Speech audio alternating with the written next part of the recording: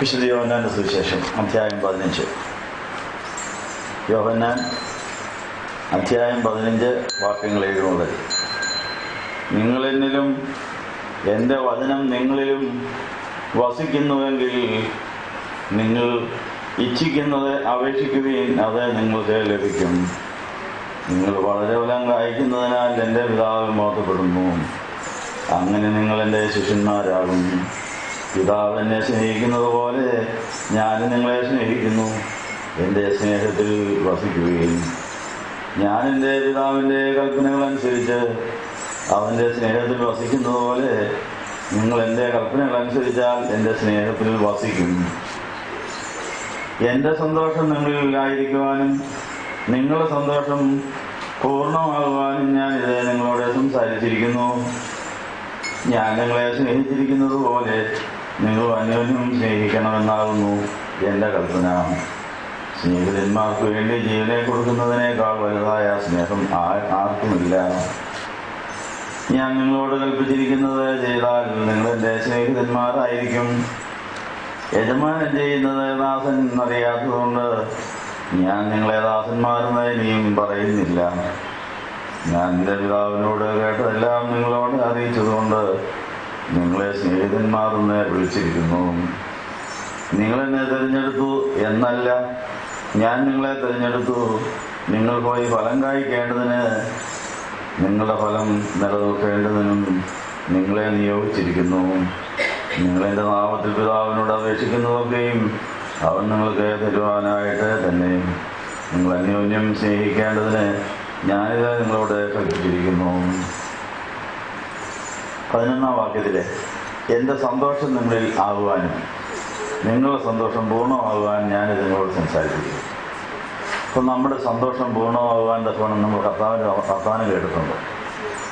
അതായിരിക്കട്ടെ നമ്മുടെ ആഗ്രഹം. എപ്പോഴും കർത്താവിൽ സന്തോഷിക്കണമെങ്കിൽ കർത്താവ് നമ്മൾ സംസാരിച്ചുകൊണ്ടേയിരിക്കണം. കർത്താവിൻ്റെ സംസാരത്തിലൂടെ കർത്താവിൻ്റെ സ്നേഹം നമ്മൾ ആസ്വദിച്ചുകൊണ്ടേയിരിക്കും. അപ്പം നമ്മുടെ ഈ ലോകത്തിൽ നമ്മളെ സന്തോഷിപ്പിക്കാൻ കഴിയുന്ന വർത്തമാനവും സ്നേഹവും കർത്താവിന് മാത്രമേ ഉള്ളൂ. മറ്റാര് സ്നേഹിച്ചാലും അതിന് പരിമിതിയുണ്ട്. അത് കുറഞ്ഞു പോകാം, ഇല്ലാതെ പോകാം, നഷ്ടപ്പെട്ടു പോകാം. എന്നാൽ യേശുവിൻ്റെ സ്നേഹത്തിന് മാത്രമേ നമ്മളെ സന്തോഷിപ്പിക്കാൻ കഴിയൂ. പക്ഷേ ആ യേശുവിൻ്റെ സ്നേഹവും സന്തോഷവും നമുക്ക് കർത്താവ് പ്രകടിപ്പിച്ചു കഴിഞ്ഞു. പക്ഷെ നമുക്കത് കിട്ടാതെ പോകുന്നത് കർത്താവിൻ്റെ വചനം നമ്മൾ തള്ളിക്കളയുമ്പോഴാണ്. കർത്താവിൻ്റെ വചനം തള്ളിക്കളയുമ്പോൾ നമ്മൾ ദൈവത്തിൽ നിന്ന് അകന്നു പോവുകയാണ്. നമ്മൾ ദൈവത്തിൽ നിന്ന് അകലുമ്പോൾ പിശാച് നമ്മളോട് അടുക്കുകയാണ്. പിശാച് അടുത്തു കഴിഞ്ഞാൽ അതിനകത്ത് കയറും. വചനങ്ങളെല്ലാം തകർത്ത് കളയും, വചനമെല്ലാം ദൂരെ കളയും. എന്നിട്ട് അവൻ്റെ പോസ്റ്റ് നമ്മളെ വിശ്വസിപ്പിക്കും. അതാണ് നമ്മുടെ ദുഃഖത്തിന് കാരണം. അപ്പോൾ എന്നും കർത്താവിൽ സന്തോഷിക്കണമെന്ന് ഫിലിപ്പ് ലേഖനം 4-ാം അധ്യായത്തിൽ 1-ാം അധ്യായത്തിലൊക്കെ നമ്മൾ കേട്ടു. ഫിലിപ്പ് സഭയെ കണ്ണീരോടെ ആ വചനം വിതച്ച് ആർപ്പോടെ കൊയ്ത് ഫിലിപ്പ് സഭക്കാർക്ക് ലേഖനം എഴുതിയ കാര്യം നമ്മൾ കേട്ടു.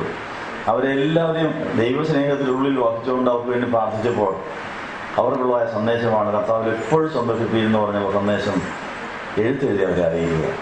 ആ എഴുത്തിലൂടെ ആ വചനം വായിച്ചവർക്കെല്ലാം സന്തോഷമുണ്ടായി.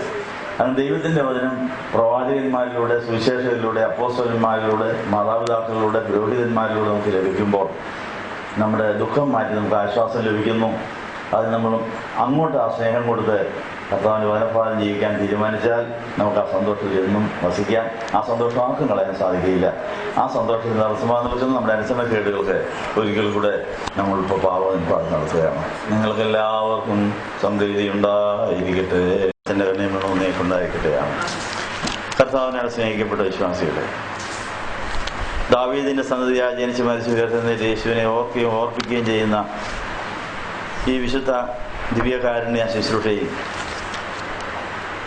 സ്വർഗാരോഹണം ചെയ്ത യേശുവിനെ കണ്ട ശിഷ്യന്മാർ കാത്തിരുന്ന് ഒരാത്മാവ് നിറഞ്ഞ കാര്യം ധ്യാനിക്കുന്നതായ സമയം വിശുദ്ധ സഭയിലെ എല്ലാ അംഗങ്ങളുമായിട്ടുള്ള കൂട്ടായ്മയാണ് ഇതിൽ കൂടെ പരിശുദ്ധാത്മാവ് നമുക്ക് തരുന്നത്. തലയോട് ചേരേണ്ട ഉടലാകേണ്ട നമ്മൾ വളർന്ന് യേശുവിനെ പോലെയായി അങ്ങനെ കർത്താവിൻ്റെ മണവറയിൽ എത്തേണ്ട മണവാട്ടിയായി അങ്ങനെ ആ മണവാളിനോട് ഒന്നായി തീർന്ന് പിന്നെ മന്ദിരം കണ്ടില്ല എന്ന് പറഞ്ഞ വചനപ്രകാരം കർത്താവിനുള്ളിൽ മറയേണ്ടവരാണ് നമ്മൾ.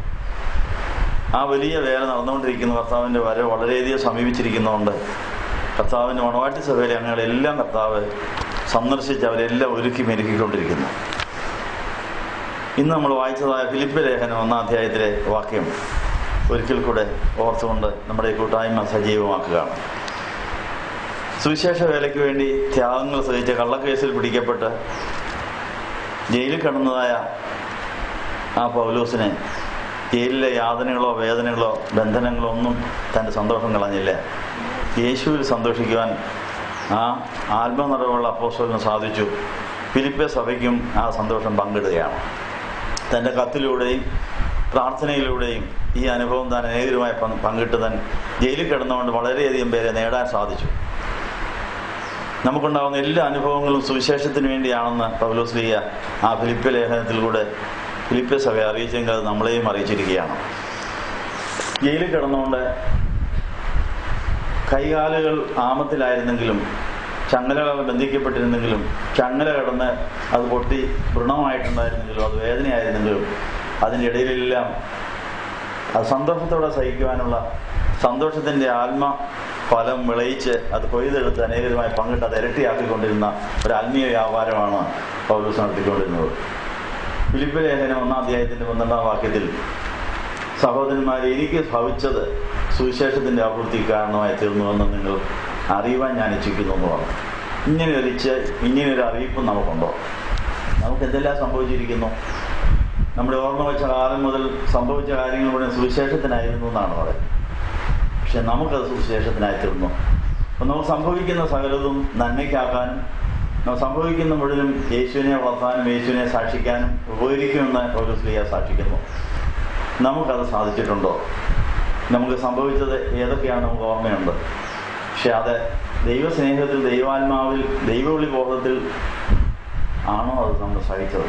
ദൈവവിളി ബോധത്തോടും ദൈവസ്നേഹത്തോടെ സകലതിനെയും നന്മയ്ക്കാക്കി തീർക്കുന്ന ദൈവ പദ്ധതിയിൽ നമുക്കതിനെ കൈകാര്യം ചെയ്യാൻ സാധിക്കുമ്പോൾ പൗലോസ്ലീഹ സാക്ഷിക്കുന്നു.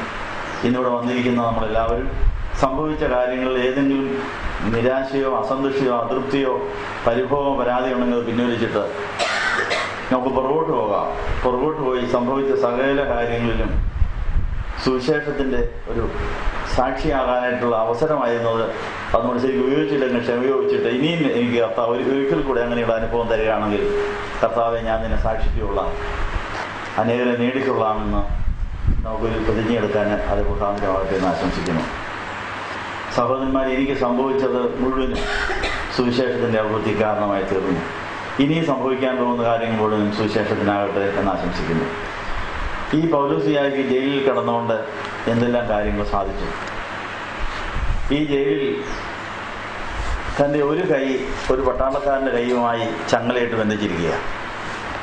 അങ്ങനെയാണ് പട്ടാളക്കാർ ജയിലിൽ കിടക്കുന്നവർ ഓടിപ്പോകാതിരിക്കാൻ അവരെ ബന്ധിച്ച് നിർത്തുന്ന അങ്ങനെയും ഉണ്ടെന്നാണ് പറയുന്നത്. കാലുകൾ ബന്ധിച്ചിട്ടുണ്ട്. ഒരു കൈ പട്ടാളക്കാരൻ്റെ കൈയുമായിട്ട് ചങ്ങലയിട്ട് വയ്ക്കും.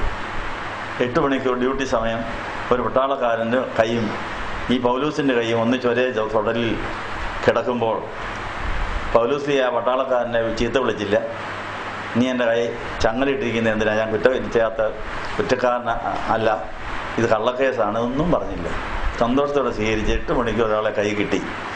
8 മണിക്കൂർ അയാളുടെ സുവിശേഷം പറയായിരുന്നു. ആരെങ്കിലും 8 മണിക്കൂറിന് സുവിശേഷം കേൾക്കുമോ? നിങ്ങളുടെ അഭിപ്രായം? അരമണിക്കൂർ ആകുമ്പോൾ വായിച്ചാൽ നോക്കാൻ തുടങ്ങും. ഞങ്ങൾക്ക് വേറെ പണിയുണ്ട്, ഇയാൾ ഞാൻ ദിവസം കുഞ്ചോണ്ട് നിൽക്കുകയാണെന്ന് ചോദിക്കും. പൗലോസിന് ആ പ്രശ്നം ഉണ്ടായോ? പൗലോസ് ജയിലിൽ കിടന്നുകൊണ്ടുള്ള ഗുണം തന്നെ സുവിശേഷം അറിയിക്കാൻ ഒരാളെ കയ്യിൽ കിട്ടി. 8 മണിക്കൂർ അയാളുടെ ഡ്യൂട്ടിയാ. ചങ്ങല ഇട്ടുകൊണ്ട് ഇയാളുടെ കൂടെ നിൽക്കണം. അപ്പോൾ ഈ 8 മണിക്കൂർ സമയം മുഴുവനും പൗലോസ്ലീഹ വചനം പറയുകയായിരുന്നു. അയാൾ ഇന്ന് കേട്ടു, അയാൾ മാനസാന്തരപ്പെട്ടു, ക്രിസ്ത്യാനിയായെന്നാണ് പറയുന്നത്. 8 മണിക്കൂർ കഴിയുമ്പോൾ അടുത്ത ഡ്യൂട്ടിക്കാരൻ വരും. അടുത്ത ഡ്യൂട്ടിക്കാരനെ ഈ ആദ്യത്തെ ആളിനെ വിട്ടേച്ച് മറ്റേ ആള് ചങ്ങലയ്ക്കകത്ത് കയറും. 2 പേരും കൂടെ ഇരുപ്പ. അടുത്ത സുവിശേഷ വേല അവിടെ ആരംഭിച്ചു. അങ്ങനെ ഈ പൗലോസ്ലീഹയ്ക്ക് അനേക മാസങ്ങൾ ആശുപത്രിയിൽ ഈ ജയിലിൽ കിടന്നപ്പോൾ ഡ്യൂട്ടിക്ക് നിന്ന പട്ടാളക്കാരെല്ലാം മാനസാന്തരപ്പെടുത്താനുണ്ട്. അവരെല്ലാം ക്രിസ്ത്യാനികളായി. ഈ ക്രിസ്ത്യാനികളായവരെ ആ കൈസറുടെ അരമനയിലുള്ള പലരും ഈ ആളെ കാണാൻ വന്നെന്ന് പറയും. അവരും ക്രിസ്ത്യാനികളായെന്നാണ് പറയും. അതിൻ്റെ സൂചന ഈ ഫിലിപ്പ് ലേഖനത്തിലുണ്ട്. നിങ്ങളത് കണ്ടുപിടിച്ചിട്ടുണ്ടോ? ഫിലിപ്പി ലേഖനത്തിൻ്റെ അവസാന ഭാഗം വരുമ്പോൾ പൗലോസ് ലേഖനം എഴുതിപ്പിക്കുക, ഒരു ശിഷ്യനെ കൊണ്ട് പറഞ്ഞ് എഴുതിപ്പിക്കുക ഈ ലേഖനം. അപ്പോൾ ആ ലേഖനം എഴുതിക്കുമ്പോൾ ഈ ഫിലിപ്പിയ സഭക്കാർക്ക് ആശംസകൾ കൊടുക്കുന്ന ഒരു ഭാഗം വരുന്നു. നമ്മൾ സാധാരണ എഴുത്ത് സമാപിക്കുമ്പോൾ ഇവിടുത്തെ എല്ലാവരുടെയും സ്നേഹാന്വേഷണം അറിയിക്കുന്നു, ഇന്നവരുടെ സ്നേഹാന്വേഷണം അറിയിക്കുന്നവരൊക്കെ സ്നേഹമായിരിക്കുന്നു എന്ന് പറഞ്ഞല്ലേ അവസാനിപ്പിക്കുന്നത്. അപ്പോൾ പൗലോസ് അവസാനമായിട്ട് പറയുന്നത് ഫിലിപ്പ് ലേഖനം 4-ാം അധ്യായത്തിന് 22-ാമത്തെ വാക്യം വരുമ്പോൾ, വിശുദ്ധന്മാർ എല്ലാവരും വിശേഷാൽ കൈസറുടെ അരമനയിലുള്ളവരും നിങ്ങളെ വന്ദനം ചെയ്യുന്നു. അപ്പൊ കൈസറിന്റെ അരമനയിലുള്ളവരും ക്രിസ്ത്യാനികളായത് നോക്കട്ടെ. ഇങ്ങനെ എവിടെയെങ്കിലും ഇങ്ങനെ ഒരു ഭാഗ്യം കിട്ടുമോ? ഏതിലും അരമനയിൽ പോയി ഞാൻ പ്രസംഗിക്കട്ടെ എന്ന് പറഞ്ഞാൽ സമ്മതിക്കും ആരെങ്കിലും? ഇപ്പൊ ജയിലിൽ പോയതുകൊണ്ടും കള്ളക്കേസ് വന്നുകൊണ്ടുമാണ് ഈ കാര്യം സാധിച്ചത്. അപ്പൊ കള്ളക്കേസ് വരുന്നത് നല്ലതാ, അപ്പൊ പിറുപിറുക്കേണ്ട കാര്യമില്ല. അവിടെ പോയി പോലീസ് സ്റ്റേഷനിൽ നമുക്ക് പോലീസ് സ്റ്റേഷനിലും ജയിലിലും ഒക്കെ സുവിശേഷം വരെ ചെയ്യാൻ സാധിക്കും. അപ്പോൾ കള്ളക്കേസ് വന്ന് പോലീസ് സ്റ്റേഷനിൽ പോയി സുവിശേഷം പറഞ്ഞവർ ഇതിനകത്ത് ഇരിപ്പുണ്ട്. പല പ്രാവശ്യം കേസുണ്ട്, കള്ളക്കേസായിരുന്നു. പക്ഷെ ആ ലാക്കിനെ അവിടെ ഉണ്ടവരെ എല്ലാം വചനം കേൾപ്പിച്ചവർ ഇതിനകത്ത് ഇരിപ്പുണ്ട്. മനസ്സിലായി? അപ്പോൾ അതുകൊണ്ട് ഞാനും പോയിട്ടുണ്ട് കള്ളക്കേസിനെ വിസ്തരിക്കപ്പെടാൻ. ഞങ്ങൾ സഭാ കേന്ദ്രത്തിലാണ് പോയത്, അവിടെ സുവിശേഷം പറഞ്ഞു. അപ്പോൾ സുവിശേഷം പറയാൻ നമുക്കിങ്ങനെ ഒത്തിരി വേദികൾ തുറന്നു കിട്ടും. കള്ളക്കേസുകളും തെറ്റിദ്ധാരണകളും സംശയങ്ങളും അപവാദങ്ങളും ഒക്കെ നമുക്ക് സുവിശേഷം പറയാനുള്ള നല്ല അവസരമാണ്. അപ്പോൾ അപ്പോസ്തലനായ പൗലോസിന് ഇങ്ങനെ കള്ളക്കേസ് കിട്ടിയത് കൊണ്ട് ഒരു പരിഭവം ഉണ്ടായില്ല. തനിക്ക് വേണമെങ്കിൽ റോമിൽ എത്തുന്നതിന് മുമ്പ് തന്നെ ഈ കേസ് തീർന്നു കിട്ടുമായിരുന്നു. അപ്പോൾ പൗലോസ് പറഞ്ഞു, എനിക്ക് ഈ കേസ് തീരണ്ട, ഞാൻ അപ്പീൽ കൊടുക്കാൻ പോവാ. ഇത് റോമാ കൈസർ തീർത്താൽ മതി കേസ്, വേറെ താഴെയുള്ളവരാരും ഇത് തീർക്കണ്ടെന്ന് പറഞ്ഞു.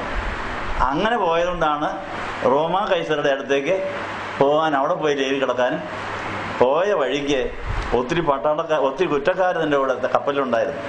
ആ കപ്പൽ ഛേദിക്കപ്പെട്ട് പലകയിലൊക്കെയാണ് ഇവരെ ഒരു ദ്വീപിൽ ചെന്ന് കയറിയത്. ആരും ചത്തില്ല, അവരെല്ലാം സുവിശേഷം കേട്ടു.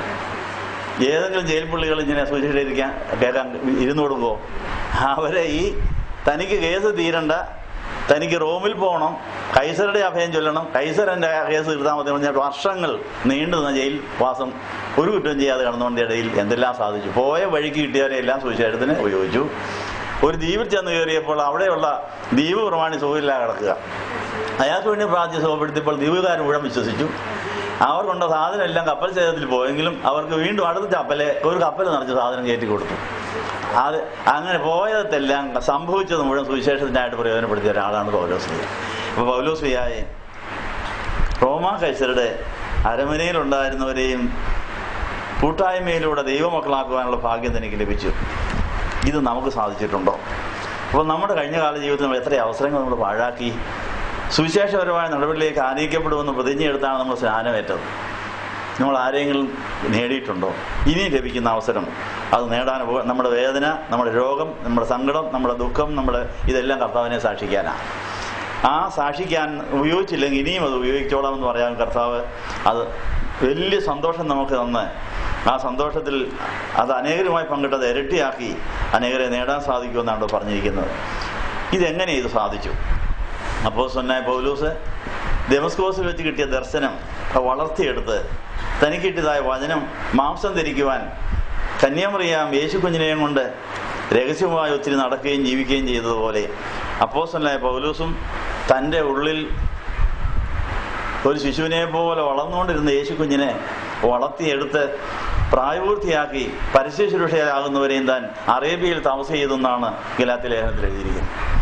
അങ്ങനെ തൻ്റെ മരുഭൂമിയുടെ അനുഭവങ്ങൾ, ഏകാന്തതയുടെ അനുഭവങ്ങൾ, രഹസ്യ പ്രാർത്ഥന മുതലായവ യേശുവിനെ വളർത്തി പ്രായപൂർത്തിയാക്കുവാൻ താൻ ഉപയോഗിച്ചു. ആ പൗലോസ്ലീഹായ്ക്ക് രാവും പകലും ഈ യേശു തന്നിൽ ജീവിക്കുന്നത് കണ്ട് ആനന്ദിക്കാൻ സാധിച്ചു. തൻ്റെ മധ്യസ്ഥ പ്രാർത്ഥനയിൽ താൻ ആരോടെല്ലാം സുവിശേഷം പറഞ്ഞു അവരെല്ലാം തൻ്റെ ഹൃദയത്തിൽ വഹിച്ചുകൊണ്ട് പ്രാർത്ഥിക്കാൻ കഴിഞ്ഞു. അങ്ങനെ ഒരു പ്രാർത്ഥനയുണ്ട്, ഹൃദയത്തിൽ വഹിച്ചുകൊണ്ടുള്ള മധ്യസ്ഥ പ്രാർത്ഥന. അത് ഫിലിപ്പി ലേഖനം 1-ാം അധ്യായത്തിൽ എഴുതിയിരിക്കുന്നു. 3 ഭാഗത്ത്, ഞാൻ നിങ്ങൾക്ക് എല്ലാവർക്കും വേണ്ടി കഴിക്കുന്ന സകല പ്രാർത്ഥനയിലും എപ്പോഴും സന്തോഷത്തോടെ പ്രാർത്ഥിച്ചും നിങ്ങൾ നല്ല പ്രവൃത്തിയെ ആരംഭിച്ചവൻ യേശുക്രിസ്തുവിന് നാളോളം അതിനെ തേക്കുമെന്ന് ഉറപ്പായി വിശ്വസിച്ചുമിരിക്കുന്നു. ഒന്നാം നാൾ മുതൽ ഇതുവരെയും സുവിശേഷ ഘോഷണത്തിൽ നിങ്ങൾക്കുള്ള കൂട്ടായ്മ നിമിത്തം ഞാൻ നിങ്ങളെ ഓർക്കുമ്പോഴൊക്കെയും എൻ്റെ ദൈവത്തിന് ഞാൻ സ്തോത്രം ചെയ്യുന്നു. കൃപയിൽ എനിക്ക് കൂട്ടാളികളായ നിങ്ങളെയൊക്കെയും എൻ്റെ ബന്ധനങ്ങളിലും സുവിശേഷത്തിൻ്റെ പ്രതിവാദത്തിലും സ്ഥിരീകരണത്തിലും ഞാൻ എൻ്റെ ഹൃദയത്തിൽ വഹിച്ചുകൊണ്ട് അങ്ങനെ നിങ്ങളെ എല്ലാവരെയും കുറിച്ച് വിചാരിക്കുന്ന എനിക്ക് ന്യായമല്ലോ. അപ്പം നമുക്ക് മറ്റുള്ളവരെ ഹൃദയത്തിൽ വഹിച്ചുകൊണ്ട് സന്തോഷത്തോടെ ആത്മാവിൽ പ്രാർത്ഥിക്കാൻ കഴിഞ്ഞാൽ ദൂരെ ഇരിക്കുന്നവരെ നമുക്ക് സഹായിക്കാൻ കഴിയും. സ്ഥലകാല പരിമിതിയില്ല ആത്മാവിന്. അപ്പോൾ നമ്മൾ നമ്മുടെ പ്രാർത്ഥന മുറിയിൽ ഇരിക്കുമ്പോൾ ആ പ്രാർത്ഥന മുറിയിൽ ഇരുന്നുകൊണ്ട് നമ്മൾ പ്രാർത്ഥനയിലോക്കാൻ കടപ്പെട്ടവരാണ് ഈ കല്യാണത്തിന് പോകേണ്ടവർ മുഴുവനും. ജനിച്ചവരും ജനിക്കാൻ പോകുന്നവരും വരുന്നവരും വരാനുള്ളവരുമായി എല്ലാവരും കൂടെ ചേർന്ന ഒരു സഭയെ നമ്മൾ മുമ്പിൽ കാണണം. യേശുവിൻ്റെ തലയോട് ചേരേണ്ട ഉടലിൻ്റെ അവയവങ്ങൾ ഇനിയും അനേക ഭൂതങ്ങളായി കിടപ്പുണ്ട്, അനേക അവിശ്വാസികളുള്ളിൽ കിടപ്പുണ്ട്. അവരെല്ലാം യഥാസ്ഥാനപ്പെടുത്തി ഇതിനെല്ലാം യേശുവിൻ്റെ മാറിൽ കൊണ്ടേയാക്കി യേശുവിൻ്റെ മാറിൽ എത്തിച്ചേരുന്ന പ്രാണനാണ് മണവാട്ടിയായി മാറുന്നതെന്ന് കൊലോസ്യ ലേഖനം 3-ാം അധ്യായത്തിൽ എഴുതിയിട്ടുണ്ട്. നമ്മുടെ ഈ പ്രാർത്ഥന മുഴുവൻ അതിനാണ്. പ്രാർത്ഥനയും പ്രവർത്തനം മുഴുവനും അകന്ന് ചെതറിപ്പോയിരിക്കുന്ന പ്രാണനെയെല്ലാം പെറുക്കിയെടുത്ത് നേടിയെടുത്ത് കർത്താവിന് മാറിക്കൊണ്ട് കൊടുക്കുക.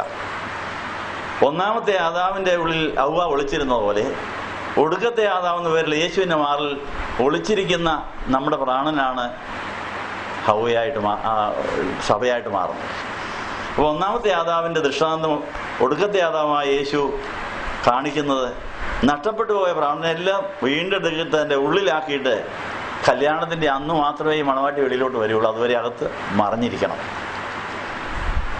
ഹവ്വ വാരിയല്ലായി ആദാമിൻ്റെ മാറിൽ മറിഞ്ഞിരുന്ന ഒരു കാലം ആദാം പോലും അറിഞ്ഞില്ല തൻ്റെ പ്രിയതം അകത്തിരിപ്പുണ്ടെന്നു. പുള്ളി ഒത്തിരി തപ്പി നടന്നു, ജീവിത പങ്കാളിയെ തപ്പി ഒത്തിരി, ജീവികൾക്കെല്ലാം പേരൊക്കെ ഇട്ടിട്ട് അവസാനം ബോധം കെട്ട് കിടന്നു. ആ സമയത്താണ് വാരിയിലെടുത്ത് ഹവ്വായെ ഉണ്ടാക്കിയത്. അപ്പോൾ നമ്മുടെ ധ്യാനവേളയിൽ നമ്മുടെ പ്രാണൻ യേശുവിൻ്റെ മാറിൽ പോയി മറിഞ്ഞിരിക്കാമെങ്കിൽ കല്യാണത്തിന് അന്ന് രാവിലെ പിതാവായ ദൈവതമ്പുരാൻ സ്വർഗീയ മണവാളനെ യേശുവിൻ്റെ മാറിൽ മറിഞ്ഞിരിക്കുന്ന പ്രാണക്കുട്ടികളെല്ലാം വെളിയിൽ കൊണ്ടുവന്ന് മണവാട്ടിയായിട്ടങ്ങ് മാറും. അപ്പോൾ നമ്മൾ കാണുമോ അതിനകത്ത്? അതായിരിക്കണം. കർത്താവ് എന്നെ കൈവിടല്ലേ, എന്നെയും കൂടെ അതിനകത്താക്കണം. എത്രയും വേഗം നമ്മുടെ പ്രാണനെ യേശുവിൻ്റെ ഉള്ളിലാക്കണം. അപ്പം നമ്മുടെ സ്വർഗീയ മണവാളനായ യേശുവിൻ്റെ ഉള്ളിൽ നമുക്കിരിക്കാനൊരു സ്ഥലമുണ്ട്. ഞാൻ വീടുണ്ടാക്കാൻ പോകുന്നു, വ്യാസസ്ഥലം ഉണ്ടാക്കാൻ പോകുന്നു എന്നതിൻ്റെ ഒരർത്ഥം അങ്ങനെയാണ്. യേശുവിൻ്റെ ഹൃദയത്തിൽ, യേശുവിൻ്റെ ഉള്ളറയിൽ നമുക്ക് മാത്രമായ ഒരു അറയുണ്ട്. ആ അറയിൽ നമ്മുടെ പ്രാണൻ മുഴുവൻ പോയി കയറിയിരിക്കണം. 100% പ്രാണനും എത്തിയോ? അതായിരിക്കട്ടെ നമ്മുടെ ഭാരം. അങ്ങനെ നമ്മളുടെ സ്വയത്തിൽ ആശ്രയിച്ച് പാതാളത്തിൽ പോയ പ്രാണൻ എല്ലാം ഉയർത്തെഴുന്നേറ്റ് യേശുവിൻ്റെ ഉയർത്തെഴുന്നേറ്റ ശരീരത്തിനുള്ളിൽ പോയിരിക്കാമെങ്കിൽ മണവാട്ടിയായി മാറേണ്ട സഭയുടെ എല്ലാ അവയവങ്ങളായി തീരേണ്ട പ്രാണനും യേശുവിനുള്ളിലായി കഴിയുമ്പോൾ പിതാവ് നോക്കും എത്ര ശതമാനമായിന്ന്. 100% ആയെന്ന് കാണുമ്പോൾ ഉടനെ പിതാവ് കണ്ണു കാണിക്കും, മോനെ ചാടിക്കോടാ, ചാടിയോട്ട് ചാടിക്കൂ, നിന്നെ മണവാട്ടിയെ എടുത്തുകൊണ്ട് വന്ന് കല്യാണം കഴിച്ചോളാൻ പറയും. പെട്ടെന്ന് കാര്യമെല്ലാം നടക്കും. അപ്പോൾ അതിനു മുമ്പ് നമ്മുടെ ദേഹിയുടെ മണ്ഡലം മുഴുവൻ യേശുവിലായി തീരണം എന്നുള്ള കാര്യമാണ്. ഇപ്പോൾ യേശുവിലായിത്തീരേണ്ടവരെല്ലാം ഹൃദയത്തിൽ വഹിച്ചുകൊണ്ട് പ്രാർത്ഥിക്കാമെങ്കിൽ നമ്മുടെ ഹൃദയത്തിലേക്ക് ദൈവം തമ്പുരാൻ കൃപ അയക്കും, ശക്തി അയക്കും, അനുഗ്രഹങ്ങൾ അയക്കും. അവർ തന്നെ തപ്പിപ്പിടിച്ച് വരും. അപ്പം അങ്ങനെ യേശുവിലാകേണ്ടവർക്ക് യേശുവിലാകാതെ സ്വസ്ഥത ഉണ്ടാകുകയില്ല. മനസ്സിലായോ? കർത്താവ് അങ്ങനെയാ പരിപാടി.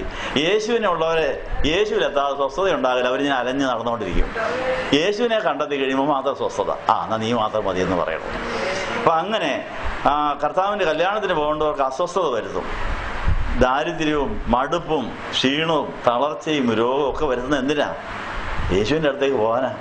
എത്രയും വേഗം പോകും അങ്ങോട്ടും. അവിടെ മാത്രമേ നിനക്ക് സ്വസ്ഥതയുള്ളൂ എന്ന് പറയാൻ വേണ്ടിയാണ്. അതുകൊണ്ട് ആരും നിരാശപ്പെടരുത്.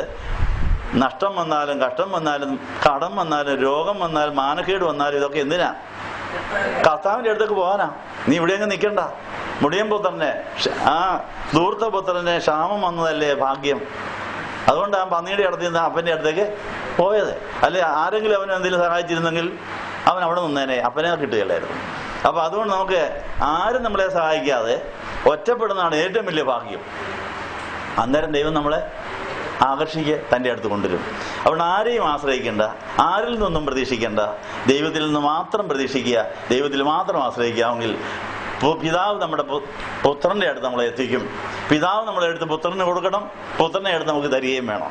ഈ അനുഭവത്തിൽ ഈ ഫിലിപ്പ് ലേഖനം 1-ാം അധ്യായത്തിൽ പറഞ്ഞിരിക്കുന്ന ഞാൻ എൻ്റെ ഹൃദയത്തിൽ നിങ്ങളെല്ലാം വഹിച്ചുകൊണ്ട് കർത്താവിൽ ആനന്ദിച്ച് സന്തോഷിക്കുന്നു എന്നാണ് പറയുന്നത്. അപ്പോൾ ജയിലിലായിരുന്നെങ്കിലും തൻ്റെ കൈയും വേറൊരു പട്ടാളക്കാരൻ്റെ കൈയുമായിട്ട് ചങ്ങലയിട്ടിരുന്നെങ്കിലും കൂടെ നിൽക്കുന്ന ഡ്യൂട്ടിക്ക് നിൽക്കുന്ന പട്ടാളക്കാരെല്ലാം കൂട്ടായ്മ ആചരിക്കാൻ നോക്കിയിരിക്കുക. ഏതാ 8 മണിക്കൂർ കഴിയുമ്പോഴത്തേക്ക് വീട്ടിൽ പോയിട്ട് പിന്നെയും വരും. അങ്ങനെ ഈ പട്ടാളക്കാരൻ്റെ കൈയും പൗലൂസിൻ്റെ കൈയും കൂടെ ഒന്നിച്ച് ചങ്ങലയിട്ടാണ് ഈ ജയിലിലിട്ടിരിക്കുന്നത്. അങ്ങനെ ഒരു കാര്യം കണ്ടിട്ടുണ്ടോ? കുറ്റവാളികളെ ജയിലിൽ നിന്ന് കോടതിയിലേക്ക് കൊണ്ടുപോകുന്ന നിങ്ങൾ കണ്ടിട്ടുണ്ടോ? വഴിയെ കൊണ്ടുപോകുന്ന കാണാം. ഒരു കൈ ഒരു പോലീസുകാരൻ്റെ കയ്യിലും ഈ കുറ്റവാളിയുടെ ഒരു കൈ ഒരു പോലീസുകാരൻ്റെയും ഈ കുറ്റവാളിയുടെ കൂടെ കൈ ഒന്നിച്ച് കൂട്ടിയിടും. അവർ രണ്ടും കൂടിയാണ് നടക്കുന്നത്, ഓടിപ്പോയിരിക്കാൻ. അപ്പം അങ്ങനെ ഒരു പരിപാടിയുണ്ട്. അപ്പം ഈ പൗലോസ് ലീഹായിക്ക് തൻ്റെ കൈ ചങ്ങലയിട്ട് കൂടെ നിന്നവരെല്ലാം ക്രിസ്ത്യാനികളാക്കാൻ കഴിഞ്ഞു. അവരെല്ലാം ക്രിസ്ത്യാനികളായി, അവരെല്ലാം കർത്താവിൽ സന്തോഷിക്കുന്നവരായി, അവരെല്ലാം കർത്താവിൻ്റെ സാക്ഷികളായി. അത് സുവിശേഷത്തിന് ഉപകരിച്ചു എന്നാണ് പറയുന്നത്. അപ്പം നമ്മളെ പരിഹസിക്കുന്ന ഭർത്താവിനെയോ ഭാര്യയെയോ മക്കളെയോ അയൽവക്കംകാരെയോ നാത്തൂനെയോ നമുക്ക് മാനസാന്തരപ്പെടുത്താൻ കഴിഞ്ഞിട്ടുണ്ടോ? നമ്മുടെ സഹനം കണ്ടിട്ട് വേണം യേശുവിനെ കുറിച്ച് കേൾക്കാൻ. എത്രയോ നല്ല അവസരങ്ങളായിരുന്നു. യേശുവിനെ സാക്ഷിക്കുവാൻ കിട്ടിയ എത്രയോ അവസരം നമ്മൾ പാഴാക്കി കളഞ്ഞു. അപ്പോൾ നമുക്കിന്ന് യേശുവിൽ വന്നവരെയും വരാനുള്ളവരെയും വന്നുകൊണ്ടിരിക്കുന്നവരെയും ഹൃദയത്തിൽ വഹിച്ചുകൊണ്ട് പ്രാർത്ഥിച്ച് അവരെ ക്രിസ്തുവിൽ വളർത്തി യേശുവിൻ്റെ കല്യാണ മണ്ഡപത്തിലെത്തിക്കാൻ ഇതൊരു ബ്യൂട്ടി പാർലറാണ്. സങ്കേതഭവൻ ഒരു കല്യാണത്തിന് പോകുന്നവരെ ഒരുക്കുന്ന ബ്യൂട്ടി പാർലറാണ്. അപ്പോൾ നാനാജാതി മതസ്ഥരായിരിക്കുന്നവർ യേശുവിനെ കണ്ട് അവരെ ദൈവസ്ഥയിലേക്ക് കൊണ്ടുപോകാൻ വേണ്ടിയുള്ള all saints ecumenical fellowship centre എന്നാണ് എൻ്റെ പേര്. എല്ലാ വിശുദ്ധന്മാരോടും ഒന്നിച്ച് കൂട്ടായ്മ ആചരിക്കുന്ന സ്ഥലം. അപ്പോൾ ഇവിടെ വന്നിരിക്കുന്ന എല്ലാവരെയും സ്വാഗതം ചെയ്യുന്നു. ഇന്നത്തെ വിശുദ്ധ കുർബാന സമാപിക്കാൻ പോകുന്നു. വിശുദ്ധ കുർബാന അനുഭവിക്കാനുള്ളവർക്ക് ഇപ്പോൾ ക്രൂസോയെ പ്രാപിക്കാൻ ഇങ്ങോട്ട് വരാം. അവർക്ക് പാപവചന പ്രാർത്ഥന കൊടുത്തതിന് ശേഷം കുർബാന അനുഭവിച്ചതിന് ശേഷം ഒരു സഹോദരി നിങ്ങളോട് സാക്ഷ്യം പറയും. ഇപ്പോൾ വാങ്ങിപ്പോയ ആ സഹോദരിയുടെ അമ്മച്ചിയൊക്കെ വേണ്ടി ഇപ്പോൾ ധൂപം വയ്ക്കാൻ പോവാം. ആ ധൂപം വയ്ക്കാനായിട്ട് ഒരു പായെടുത്തിട്ടാണ്. എല്ലാ വാങ്ങിപ്പോയവരെയും, സത്യവിശ്വാസികളായ വാങ്ങിപ്പോയവരാരും മരിച്ചവരല്ല, അവർ സ്ഥലം മാറിപ്പോയവരാ. ദൈവമക്കൾക്ക് മരണമില്ല, ട്രാൻസ്ഫർ വിത്ത് പ്രൊമോഷൻ, ഉദ്യോഗകയറ്റത്തോടെ സ്ഥലം മാറ്റം മാത്രമേ ഉള്ളൂ. അപ്പോൾ ആത്മാവിൽ വാങ്ങിപ്പോയിരിക്കുന്ന എല്ലാവരെയും നമ്മൾ വിളിച്ചു വരുത്തി അവരോടൊപ്പം കർത്താവിൽ അവരെയും ഒരുക്കുകയാണ്, തയ്യാറാക്കുകയാണ്. അങ്ങനെ ആ വാങ്ങിപ്പോയവർക്ക് വേണ്ടിയുള്ള പ്രാർത്ഥന നടത്തിയതിന് ശേഷം ഒരു മേരി എന്ന് പേരുള്ള ഒരു വല്യമ്മച്ചിയുടെ മോളിവിടെ വന്നിട്ടുണ്ട്. എല്ലാം വാങ്ങിപ്പോവരെ നമുക്ക് ഓർത്തുകൊണ്ട് ധൂപ്രാർത്ഥന കഴിഞ്ഞ് വിശുദ്ധ കുർബാന അനുഭവം കഴിഞ്ഞ് ഇന്ന് ആരെയും നമ്മൾ ഓർക്കുന്നോ ആ അമ്മച്ചിയുടെ മകൾ അവരുടെ ആത്മീയ ജീവിതത്തിലെ അനുഭവങ്ങൾ നമ്മളുമായി പങ്കിടുന്നതായിരിക്കും. ആ സഹോദരിയെ സ്വാഗതം ചെയ്യുന്നു. ശാന്തമ്മ എന്ന പേരുള്ള ആ സഹോദരിയെ സ്വാഗതം ചെയ്യുന്നു. മുമ്പൊരിക്കൽ ഒരു ബുധനാഴ്ച ഇവിടെ ഒന്ന് സാക്ഷ്യം പറഞ്ഞ് നിങ്ങൾ ഓർക്കുന്നുണ്ട്. വീണ്ടും നമുക്ക് വചനം കേൾക്കാൻ അവസരമുണ്ട്. ഇപ്പോൾ നമുക്ക് ധൂപ്രാർത്ഥനയ്ക്കായിട്ട് എഴുന്നേൽക്കാം.